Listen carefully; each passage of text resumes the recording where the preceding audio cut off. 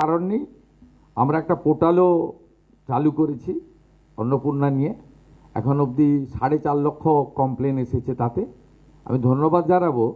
ইনক্লুশনের আবেদনও আছে, আবার এক্সক্লুশনের জন্য লোক অভিযোগ করেছে যে ও পাওয়ার যোগ্য নয়, কেন পেয়েছে না। সেটা আমরা তো এইভাবে স্টাডি প্রত্যেক দিন আর কাজ নেই, এসব স্টাডি করবে নাকি? 31শে আগস্টের পরে স্টাডি করে বলে দেবো আমরা কি হয়েছে অন্নপূর্ণাতে। পাবেন, আস্তে আস্তে পাবেন, যারা যোগ্য পাবেন। এখন অবধি উনি তো আজকেও ধর্ম বর্ণ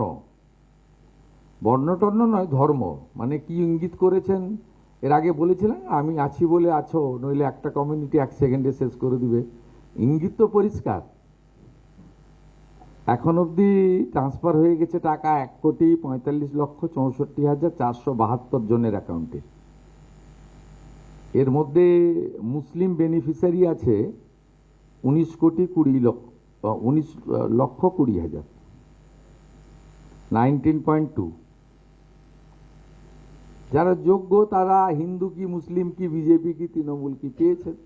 উনি পারবেন নাকি দেখাতে সব করে?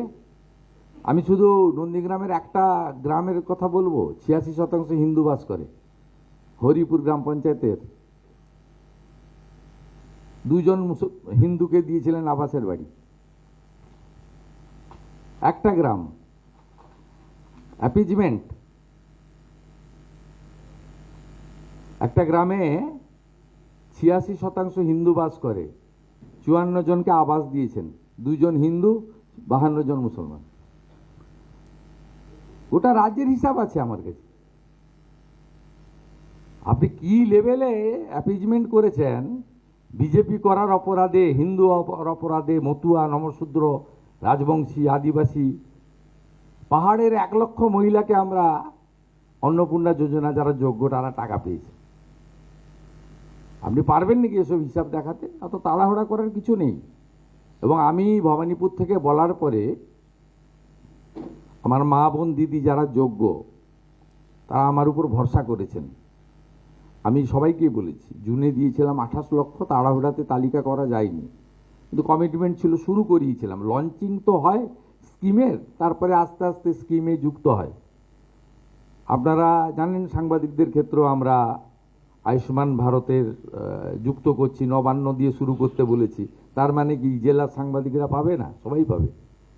উনি তো মাত্র 154 জন সাংবাদিককে 2000 টাকা করে পেনশন দিতেন। আমি তো 154 জনেরই গত মাস পর্যন্ত 2000 টাকা দিয়ে দিয়েছি। আর এই আগস্ট মাস থেকে তারা 5000 টাকা করে পাবে। আর ওই 154 জনই তো নয়, আপনার অনেক পশ্চিমবাংলার সাংবাদিক, আরও কয়েক শত সাংবাদিক রয়েছে যাদেরকে উনি ইচ্ছা বাছাবাছি তো উনি করতেন। বাছাবাছি আমরা ওরাটা তো উনি করতেন, আমি করতাম না। আর উনি তো ধর্ম দেখে করতেন। ওই জন্য নন্দীগ্রামের এই একটা গ্রামের 86% হিন্দু থাকা হরিপুর গ্রাম পঞ্চায়েতে 54টা উনার নাম ছিল বাংলার বাড়ি, যেটা আমরা পশ্চিমবঙ্গ আবাস দিয়েছি। 54 জন একটা গ্রামে আবাসের টাকা পেয়েছিল 60,000 করে, 2 জন হিন্দু আর 52 জন মুসলমান। আমি বের করবো লিস্ট কি করেছেন আপনি মুর্শিদাবাদ, মালদা, গোটা রাজ্যে এক একটা করে বের করবো। আমি তো রেডি করতে বলেছি। কোনো সুবিধা করতে পারেননি 1 মাস 10 দিনে, 110 দিনে, বা কেউ সুবিধা করতে পারবেন না। আমরা দ্বিতীয় মাসে দিয়েছি 1,19,00,000, এই মাসে দিয়ে দিয়েছি 1,45,64,472। এবং আমি সেদিন বলেছি আরও যদি যোগ্য থাকে আরও 20 লাখ 25 লাখ টাকা কোনো ফ্যাক্টর নয়। বড় বড় জ্ঞান দিয়েছেন। কেউ একটা বলছিল আমাকে বাজেট করতে হয়, কিন্তু বিরাট বাজেট জানেন, ওই জন্য 8 লক্ষ কোটি টাকা ঋণের বোঝা করে দিয়ে চলে গেছেন। কর্মচারীদের ডিএ দেননি, কর্মচারীদের এরিয়ার পেনশন দেননি, নিয়োগ আটকে দিয়েছেন। বাজেট দেখাচ্ছেন, আপনি টাকা রেখে দিয়ে গেছিলেন।